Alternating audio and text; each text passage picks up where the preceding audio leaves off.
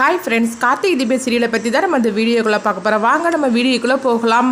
துங்காவும் ஐஸ்வர்யம் பார்த்தோம்னா அவங்க சக்தியை தேடிட்டு சபாவுக்கு வராங்க. இப்போ சக்தி வந்து பார்த்துருந்தாங்க. ஐயோ இவன் இந்த இடத்துக்கு வந்துட்டானு அப்படின்னு சொல்லிட்டு அவங்க ஒளிஞ்சு நின்று பார்க்கும்போது தான் எல்லா உண்மையும் தெரியுது. கார்த்தின்னு சொல்லிக்கிட்டு அவங்க ஃபோன் நம்பரை கொடுத்து சக்தியை வரவழைச்ச எல்லா விஷயமும் தெரியுது. இதை வந்து ரவுடிங்க வந்து கேட்குறாங்க, என்னன்னா நம்ம இங்கே வரைக்கும் வந்துட்டோம், அந்த சக்தியை காணலை அப்படிங்கும்போது அதுதான்டா தெரியல, ஒருவேளை நம்மளை கண்டுபிடிச்சிட்டா பொழுக்கு அப்படின்னு சொல்லவும் அப்போ வந்து சக்தி ஒளிஞ்சிருன்னு பார்த்துருந்தாங்க. இது எல்லாத்துக்கும் காரணம் இவன் தானா, கார்த்தி சாரோட நம்பர்னு சொல்லிக்கிட்டு நம்ம இவன்கிட்ட தான் பேசியிருக்கிறோம், இவன் என்னெல்லாம் பண்ணி வச்சிருக்கிறான், இன்னுமே இவன் கண்ணில் நம்ம பற்றக்கூடாது அப்படின்னு சொல்லிட்டு சக்தி வந்து அங்கேருந்து தப்பிச்சு நேராக வந்து ஆசிரமத்துக்கு வந்துருந்தாங்க. இந்த மாதிரி நடந்துட்டு இருக்கு. அடுத்து பார்த்தோம்னா துங்கா சொல்கிறாங்க, அந்த சக்தி நம்மளுக்கு நிறைய விளையாட்டு காட்டிட்டு இருக்கிறா, இவளை விட்டுறவே கூடாது அப்படின்னு சொல்லிட்டு அவங்களும் கோவத்தோடு அங்கேருந்து கிளம்பி போகிறாங்க. அடுத்து பார்த்தோம்னா அங்கே தீபாவை தான் காட்டுறாங்க. அப்போ தீபா கூட அங்கே சிஸ்டரும் குழந்தைங்களும் இருக்கிறாங்க. அப்போ வந்து அங்கே சக்தி வந்ததுமே அந்த சிஸ்டர் வந்து கேட்குறாங்க, என்னாச்சு கார்த்தியை பார்த்தி அப்படிங்கும்போது, இல்லை சிஸ்டர் அங்கே இந்த மாதிரிக்கு பெரிய ஒரு தப்பு நடந்து போச்சு அப்படிங்கிறாங்க. என்னம்மா நடந்துருச்சு அப்படின்னு சொல்லும் போது நடந்த எல்லா விஷயத்தையும் சொல்கிறாங்க. இதை கேட்டதுமே வந்து அவங்க அதிர்ச்சி அடைகிறாங்க. இப்போ என்ன தான் பண்ணுறதுக்கு, தீபாவை எப்படியாவது கார்த்திட்ட ஒப்பட சொல்லன்னு பார்த்தாக்கி அதில் இவ்வளோ பெரிய தப்பு நடந்துக்கிட்டு இருக்கு, இந்த துங்கா விட மாட்டான் போலுக்கு, சொல்ல போனாக்கி இப்போ சபாவுக்கு கூட நம்ம தீபாவை அழைச்சிட்டு போக முடியாது, அந்த துங்கா அங்கேயும் வந்து தீபாவை கடத்திடக்கூடாது, இப்போ என்ன தான் பண்ணுறதுக்கு அப்படிங்கும்போது இப்போ சக்தி சொல்கிறாங்க, அந்த துங்காட்டை நான் எவ்வளவோ எடுத்து சொல்லிட்டேன், இவங்க வந்து கீதா கிடையாது தீபான்னு சொல்லிட்டேன், ஆனாலும் வந்து அவன் நம்ப மாட்டேங்கிறான், இப்போ என்ன பண்ணுறதுக்கு தெரியல, சொல்ல பண்ணைக்கு உங்கள் உயிருக்கு ஆபத்து வந்துட்டே இருக்குது, நான் எப்படி தான் கார்த்தி சார்கிட்ட ஒப்படைக்க போகிறேன்னு தெரியல அப்படிங்கும் போது அப்போ அந்த சிஸ்டர் சொல்கிறாங்க, இல்லை கார்த்தி சாருக்கு எல்லா விஷயம் தெரிஞ்சு தானே இந்த மாதிரிக்கு ஒரு நோட்டீஸ் அடிச்சிருக்கிறாரு தீபா பாட வர போகிறாங்க அப்படின்னு, அப்போ கண்டிப்பாக எப்படியும் தீபா சபாவுக்கு வந்துடுவாங்க அப்படின்னு நம்பிக்கையோடு தான் அவர் நோட்டீஸ் அடிச்சிருக்கிறாரு, அதனால நம்ம எப்படி இவங்களை நம்ம அழைச்சிட்டு தான் போகணும் அப்படின்னு சொல்லவும் அப்போ வந்து சக்தியும் சொல்கிறாங்க, ஆமாம் சிஸ்டர் நீங்கள் சொல்கிறது கரெக்டு தான், நாளைக்கு மறுநாள் நடக்கக்கூடிய பாட்டு கச்சேரிக்கு தீபா மடத்தை எப்படியாவது நம்ம அழைச்சிட்டு போயிடலாம், இன்னும் ஒரு நாள் தான் இருக்குது அப்படின்னு சொல்லிட்டு இருக்கவும், சரிம்மா நாங்கள் கிளம்புறோம் அப்படின்னு சொல்லிட்டு சிஸ்டர் வந்து அங்கேருந்து கிளம்புறாங்க. அப்போ சக்தி வந்து தீபா பக்கத்தில் வந்துட்டு சொல்கிறாங்க, தீபா மேடம் இன்னும் ஒரு நாள் பொறுத்துருங்க, உங்களை வந்து நான் கார்த்தி சார்ட்ட நான் ஒப்படைச்சிருவேன் எப்படியாவது, நீங்கள் அதுக்கப்புறம் நீங்கள் ரெண்டு பேரும் ஒன்று சேர்ந்துருவீங்க, அது மட்டும் இல்லாமல் நீங்கள் பாட்டும் அங்கே பாடுவீங்க, இந்த நம்பிக்கை எனக்கு இருக்குது அப்படின்னு சொல்லிட்டு இருக்கிறாங்க.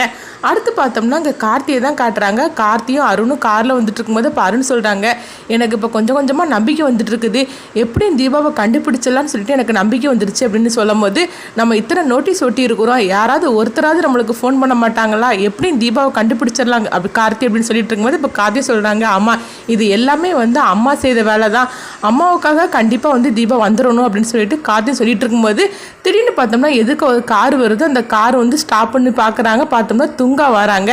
கார்த்தி கார்லேருந்து இறங்குறாங்க, துங்காவும் கார்லேருந்து இறங்குறாங்க. இப்போ துங்கா சொல்கிறாங்க, அங்கே பாரு கார்த்தி, எனக்கு நீ நிறையவே இடைஞ்சல் கொடுத்துட்ருக்குற, ஒழுங்க மாதிரியாவது இந்த கீதா வேண்டும் ஒப்படைச்சிரு அப்படிங்கும்போது, அப்படிலாம் ஒப்படைக்க முடியாது அப்படின்னு கார்த்தி சொல்லவும், இங்கே பாரு கீதாவை நீ ஒப்படைச்சிட்டேன்னா உன் மனைவி தீபாவை வந்து நான் உயிரோடு விட்டுருவேன், அப்படி மட்டும் நீ ஒப்படைக்கலைன்னா உன்னுடைய மனைவி தீபா எப்படி இந்த சபாவுக்கு வந்து பாடுறான்னு சொல்லிட்டு நானும் பார்க்குறேன், ஊர் ஃபுல்லாக நோட்டீஸ் ஒட்டி வச்சிருக்கிறேல்ல, எப்படியும் தீபா அங்கே சபாவுக்கு வரதானே செய்வா, அவளை நீ உயிரோடையே பார்க்க முடியாது அப்படிங்கிறாங்க. அப்படியா, தீபாவையும் சரி கீதாவையும் சரி எப்படி காப்பாற்றணும்னு சொல்லி எனக்கு தெரியும், நீ ஒன்று சொல்லிட்டு இருக்க வேண்டாம், உன் வேலையை பார்த்து போ அப்படிங்கும்போது துங்கா வந்து ரொம்பவே கோவத்தோடு அங்கேருந்து கிளம்புறாங்க.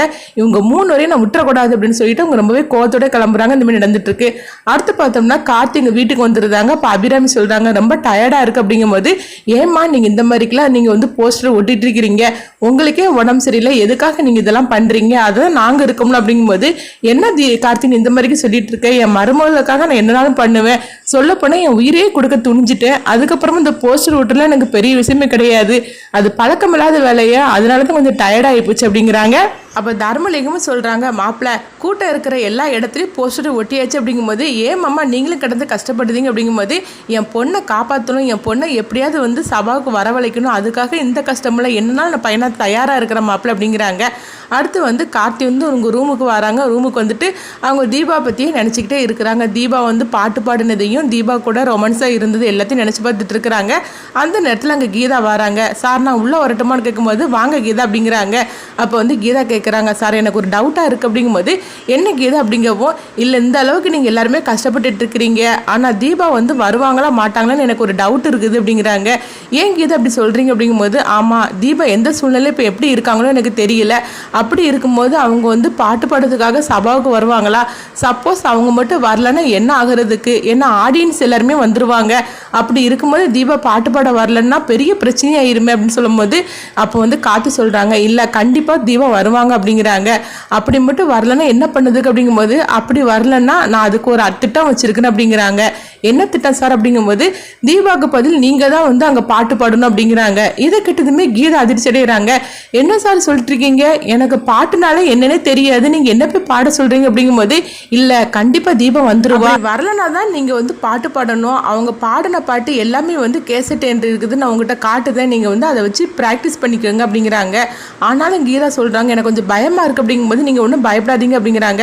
சரி நீங்கள் சபாவுக்கு வந்து ஃபோன் பண்ணி பார்த்தீங்களா? யாராவது வந்து இந்த நோட்டீஸை பார்த்துட்டு சபாவுக்கு ஃபோன் பண்ணாங்களான்னு சொல்லி வந்து ஃபோன் பண்ணி கேளுங்க அப்படிங்கப்போ கார்த்தியும் வந்து சபாவுக்கு வந்து ஃபோன் பண்ணுறாங்க. சார் நான் தான் கார்த்தி பேசுகிறேன், என்னை தேடி யாராவது வந்தாங்களா? யாராவது என்னுடைய ஃபோன் நம்பரை கேட்டாங்களா நோட்டீஸை பார்த்துட்டு அப்படிங்கும்போது அப்போ அந்த மேனேஜர் சொல்கிறாங்க, கார்த்தி சார் இங்கே பெரிய பிரச்சனை நடந்து போச்சு அப்படின்னு நடந்த எல்லா விஷயத்தையும் சொல்கிறாங்க. இது கேட்டதுமே கார்த்தி அதிர்ச்சி அடைகிறாங்க.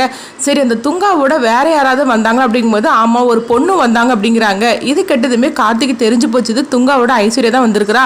ஆக மொத்தத்தில் அந்த நோட்டீஸை பார்த்துட்டு சக்தி வந்து நம்மளை தேடி தான் வந்திருக்கிறாங்க.